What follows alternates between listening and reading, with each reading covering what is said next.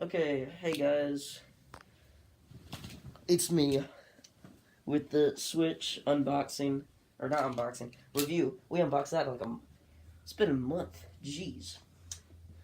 So, here's my review. I'm just going to start out with my complaints with it. These things, I don't know if you can see those good, they're a pain. They have a little plus button and minus button on them.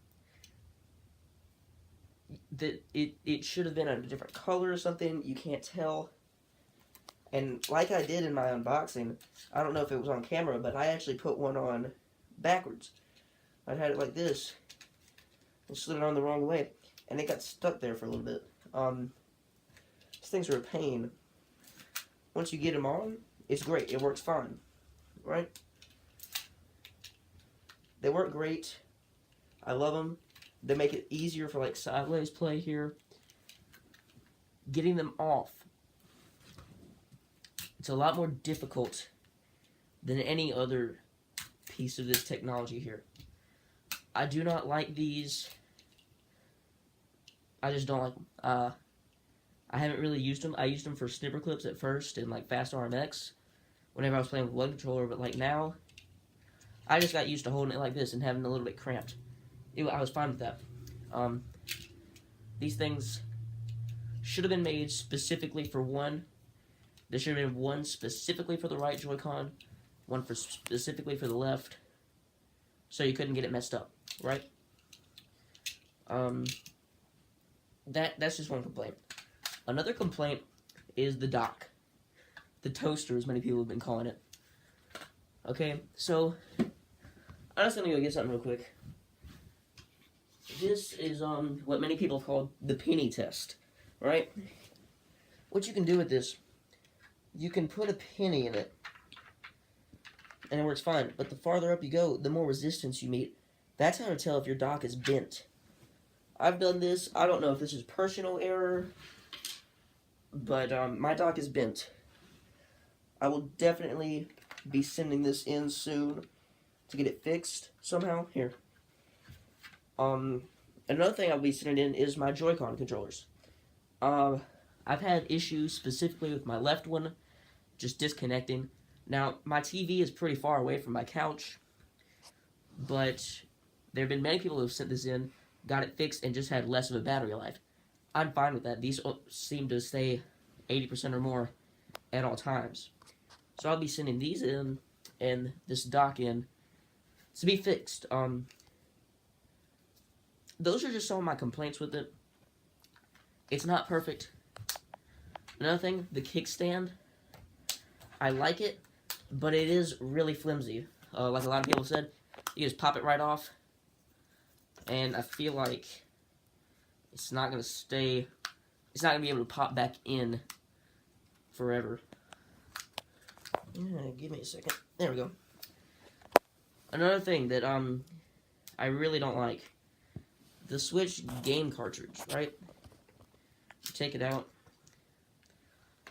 I tasted it, okay? I did. I did not taste it on camera. I tasted it at a friend's house. My friend ordered a Switch. They got their game before they got their Switch itself. They tasted it. Didn't like it. These taste terrible. I don't know why. They just do. So trust me, they taste like, this is probably the worst thing I've ever tasted. But, those are my only complaints, okay? Everything else from now on is going to be praise. Oh, I do have one more complaint, actually. On the Switch, you get 2 USB ports on the side and 1 USB port on the inside, okay? That's 3. The Wii U has 4. So that means that for 8-player Smash, if you want to use all GameCube controllers, you can't do that. Unless they make another adapter or you get like a USB hub of some sort. You can't just do it with the plain console and get 2 GameCube adapters. Which I only have 1, so it's not really a problem. But, just a thought. Just a thought. Another thing... No, that's all my complaints. I don't have any more. So, we're just gonna get praise now. So, this thing is really easy, okay? Just slide this over. Say I'm laying in bed, wake up, pull out my Switch. It's really lightweight. You can just play it whenever you wake up, whenever you're going to sleep. And that's kind of what it was for. It's really versatile. You can use it in a lot of scenarios, however you would like.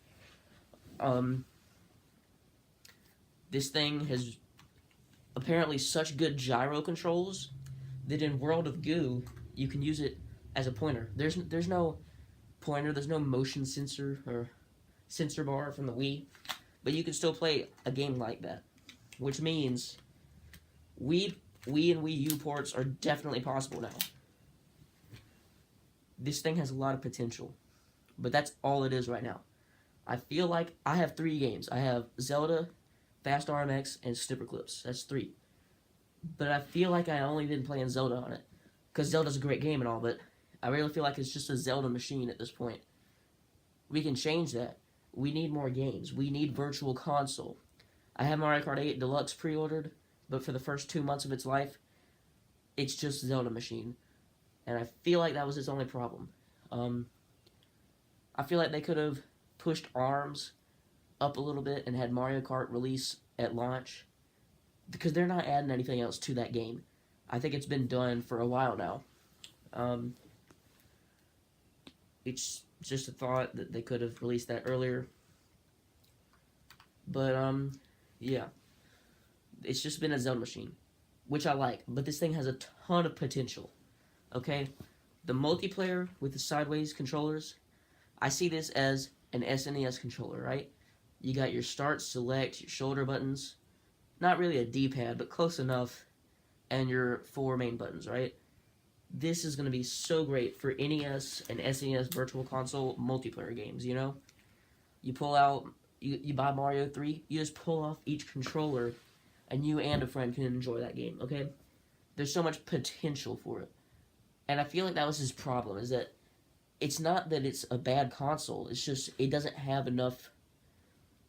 It has too much potential, but not enough things to show that off. Splatoon 2 Global Test Fire was amazing. I would definitely pre-order Splatoon 2 next time I'm in GameStop. Also, this I really enjoy. This is one of those things that I don't always use, but when I do, I absolutely love it. It was kind of like this whenever I first started off the video, just sitting in there. This thing is really great. It really does make it feel like a real controller. Sure, it looks like a dog's face. Sure, it's not the most comfortable thing, but it does what it's supposed to do. This thing is amazing, in my opinion. I do wish that they included the charging version of it, but this is pretty good. Another thing about the charging is the Joy-Con batteries, they last forever, okay?